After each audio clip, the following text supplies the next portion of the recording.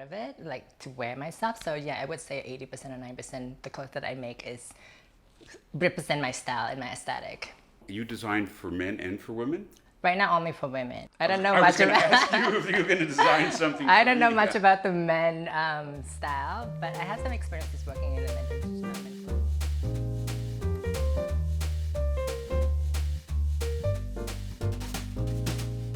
I'm Dr. Alexander Sinclair. I'm a board-certified plastic surgeon and director of the Southern California Transgender Surgical Institute. I've known Sina for about 7 years. She's an incredible woman, and as you can tell, she is beautiful. So Sina, good to see you. Yeah, Yes, good to it's see been a you. while, yes. How old were you when you came to the United States? I came here when I was 13 years old. You were from Cambodia. Yes.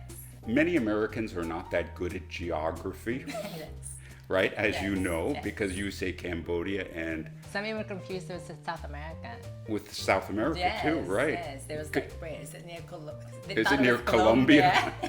If you're ever in Long Beach, they have some incredible Yes, they do. Cambodian restaurants. Cambodian Towns. food Yes. is incredible. I'd like you to touch upon what it's like as an 18-year-old woman to get off the plane. So when I came to United States, I only know a few words. One of my favorite words to say, I don't know. That was like my number one word repeatedly because I don't understand English, and you know, it was really different in Khmer and Cambodian, so I did have a lot of challenge in language barrier. So you walked into a high school class and the teacher said something, I'd like to introduce a new student. student, Her yes. name is Sina, yes? Yes. And you sort of stood in front of the class and they stared at you. Yes, awkwardly. I don't know what Like to do. really awkwardly, I bet. Yes. And then so like what happens after like recess or lunchtime? At the time, we were too, since I couldn't speak really well English or know the words, so they tried to, at the time they helped me found another person, a Cambodian kid that was in the school at the time, who was born and raised here in the United States. So he couldn't really speak English that well either, or Cambodian well either. So they paired me up with him as my guide around the high school at the time, so that was really interesting. But at least it helped a little bit because he'd be able to translate for me when the teacher say something. Right, so your Yeah. English is excellent now. How long did it take you before you became conversant?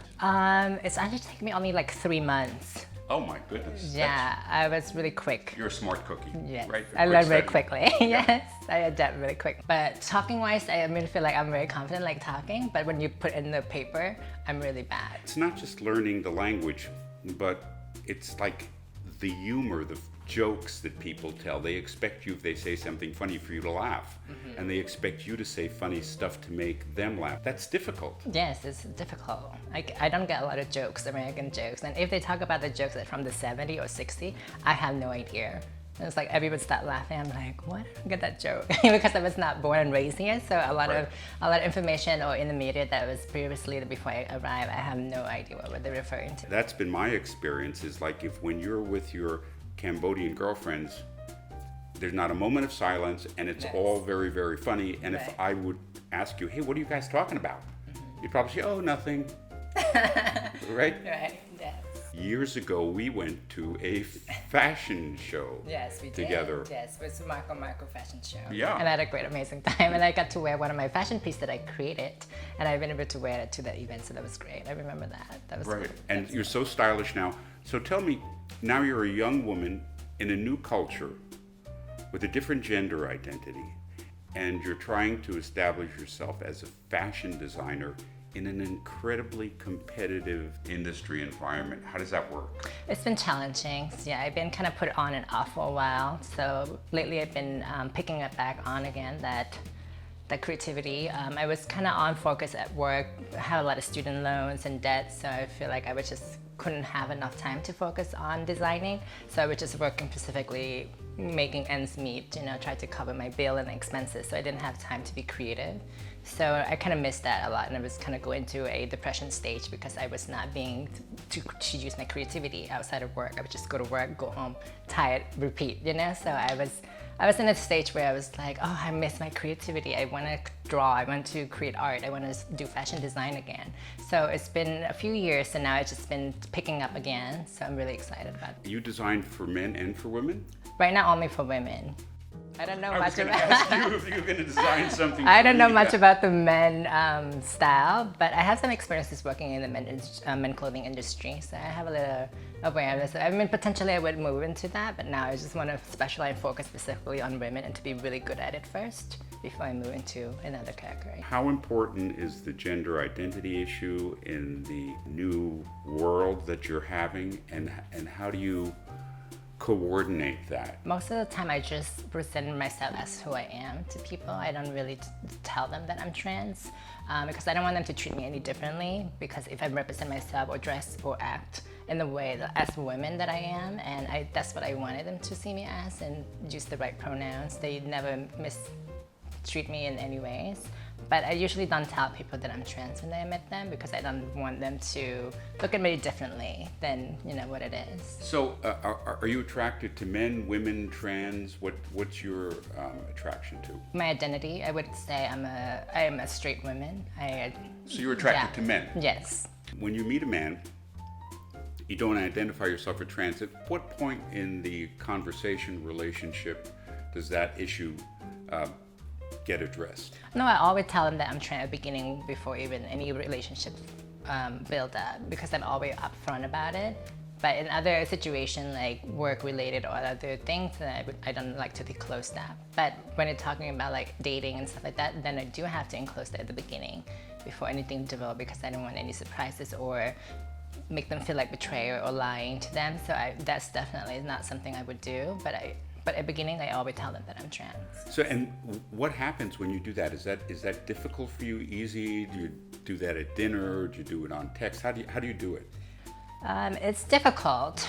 Usually I put it on my profile if I have a dating app or something. I usually do that and close it at the beginning. So if they talk to me, I'm communicating, and then like, hey, I always reaffirm, like before we actually make plans to meet up, I just tell them like, hey, did you read my profile? Do you have any problem with that? Or are you okay with that? Then before we actually continue on to the next steps. How many men have problems with it? How many men are okay with it? And how many percent are happy that you're trans? I think at the beginning when I started just moving here to LA, I had a lot of difficulty meeting with men, because I feel like they were not very accepting to the fact that I'm trans. But I think as the time continued, progress with the new media and all the trans now is more into the social media. I feel like people are more now aware of us, so I feel like it's getting more easier. It's getting better, and so percentage-wise, I wouldn't be able to tell you what the percentage, but I can tell you that it's getting better now, that when men find on my profile, they have more time to accept it, I feel like. So, and do they not only accept it, but see you as they would see any other woman without objectifying you for your transgender status? I don't know about that one. I feel like it's still a challenge on that aspect. But I wouldn't say I don't think there's a lot of percentages saying that, oh, being trans is unique to them or anything like that. I still think that it's still a challenging time for women like me in the dating world. Well, I would say that any man that's lucky enough to date you or have a relationship with you is very, very lucky, because you have so much to offer. You also have some musical skills. I did back in the old days. I play a Cambodian instrument The called old Kim, days? just the old days. So how far back to the old days? The go? old Like days. 2 years or something? No, the old days when before my transition. So I did had a lessons. I want to continue to learn and not forget about my root and my culture. So I did classes when I was in Minneapolis. I took some music courses, and there was a competition, and I won first place. So I got the instrument plus some prizes for that as well. So that was really cool. These are traditional Yes, Khmer music and instruments. Yes. instruments. I'm sure you've made many fans today, and people are going to want to follow you. Please tell our audience what it is you're up to, what you're doing, how they can get in touch with you for their fashion design needs, also for what creative things you're doing. Yeah, sure. So currently I'm working with watercolor. I'm a painter, artist. So I've been having a lot of inspiration lately that I want to express this. And also I'm working on selling fashionable face mask and pillow, decorative pillow, and I have it on my Etsy shops. So, and then another thing that I'm working on right now is to finalize and publish my book.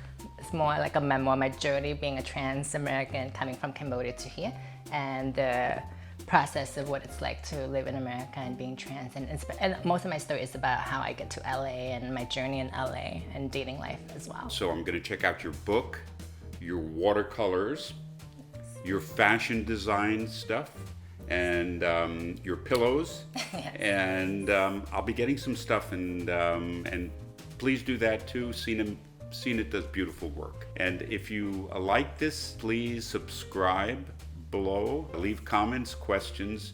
Sina is a fashion designer par excellence. You'd be so lucky to have her designing wedding dresses for you, clothes, accessories. She has an incredible skill, and she can do everything at a reasonable price. She will make you look good. She will make you look better than you deserve to look. Thank you for listening.